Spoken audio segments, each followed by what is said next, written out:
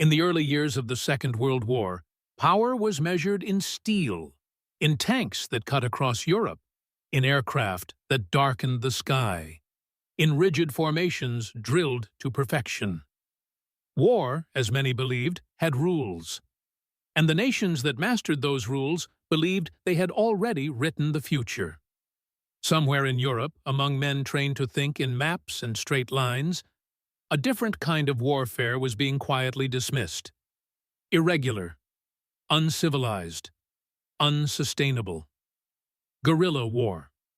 Military journals of the era, especially those influenced by German strategic thought, were clear on one thing.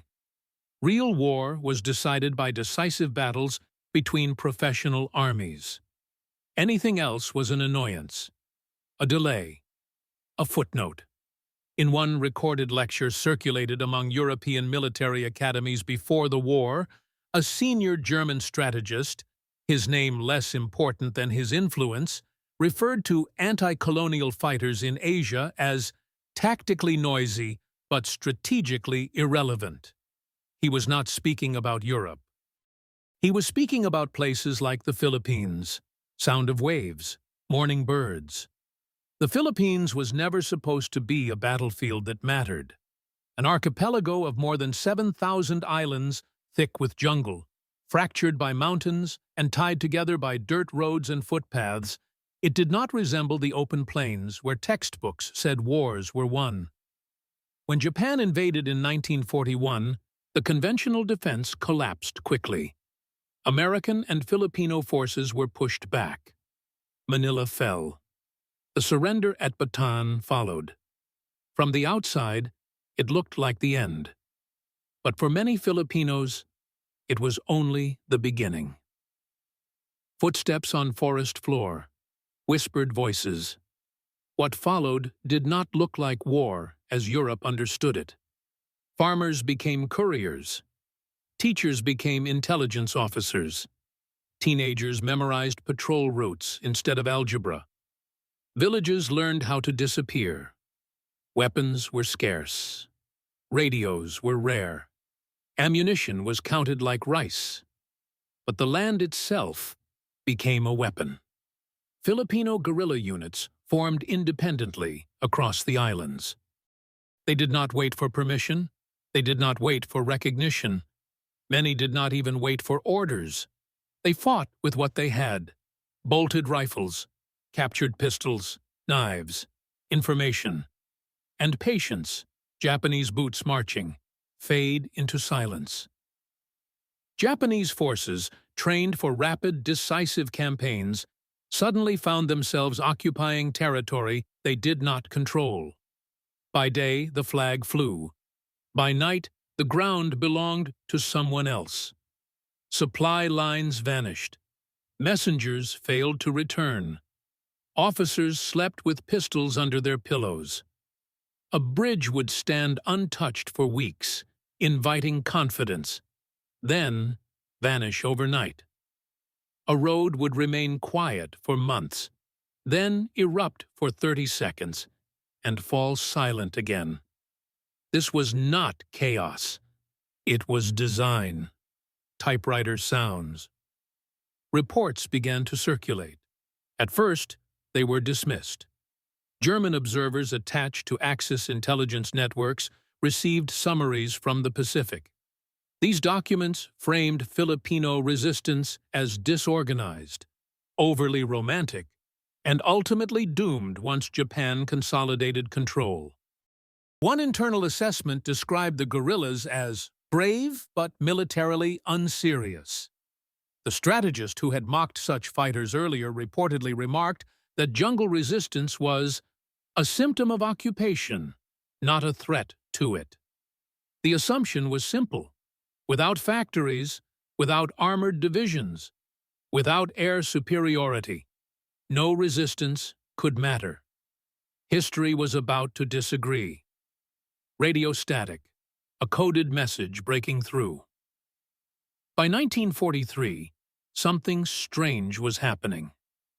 Japanese casualty reports in the Philippines were rising, but no major battles were being recorded. Weapons were disappearing into the countryside. Entire units were being redeployed just to guard roads. In some provinces, Japanese forces controlled only what they could physically occupy at that moment. Everything else belonged to shadows. Filipino guerrillas were not trying to defeat Japan outright. They were trying to make occupation impossible. They mapped enemy habits. They exploited arrogance. They understood that fear spreads faster than bullets. And most importantly, they waited. Rain intensifies. Across the ocean, Allied intelligence began to notice. American submarines started delivering radios, supplies, and advisors to guerrilla-held beaches at night. What they found shocked them. Fully functioning underground governments, tax systems, courts, intelligence networks that rivaled professional services. In some regions, guerrilla commanders had better maps than the occupying army. One American officer later wrote that the resistance in the Philippines was less a rebellion than an alternative state. This was not in the textbooks. Low, tense music. When word of this reached Europe, it collided violently with existing doctrine. German military analysts began re-examining reports they had ignored. The same strategist who once dismissed guerrilla warfare now faced data that could not be explained away. Entire Japanese battalions were tied down. Shipping schedules were disrupted. Airfields were compromised before Allied planes ever landed. The Philippines was bleeding an occupying army dry, without a front line. This was not noise. This was strategy. Silence, then a single drumbeat. The shock was not immediate. It was gradual, and then undeniable. By late 1944, when Allied forces returned to the Philippines, they did not arrive blind. Guerrillas marked landing zones. They sabotaged defenses hours before assaults. They guided troops through terrain that maps could not capture. Some Japanese units surrendered to guerrillas before encountering American forces. The occupation collapsed from the inside out. Crowd sounds, liberation. After the war, military institutions around the world began rewriting their assumptions. Files once stamped insignificant were reclassified. Lectures were quietly updated. Language changed.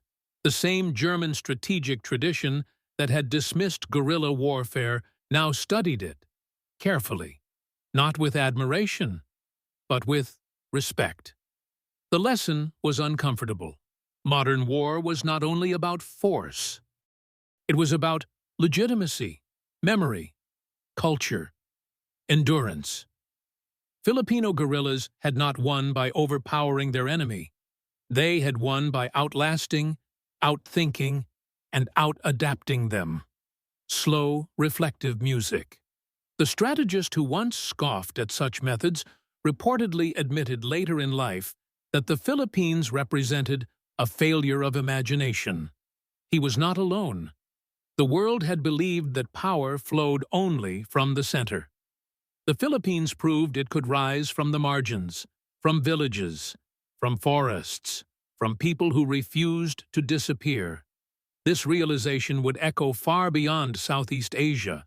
In Algeria, in Vietnam, in Afghanistan, every time a technologically superior force asked the same question, "How are we losing?" The answer often began the same way. You are fighting the wrong war. Wind through trees. Today, the story is rarely told in full. The names of battles are remembered. The dates are memorized. But the quiet revolution in military thinking, the one born in jungle paths and moonlit beaches, is often reduced to a footnote. Yet, it reshaped the modern world.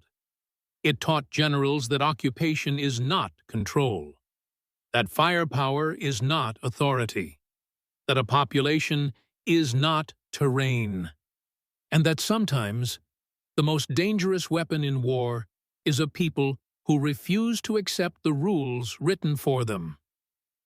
Fades. The Filipino guerrillas were dismissed as irrelevant.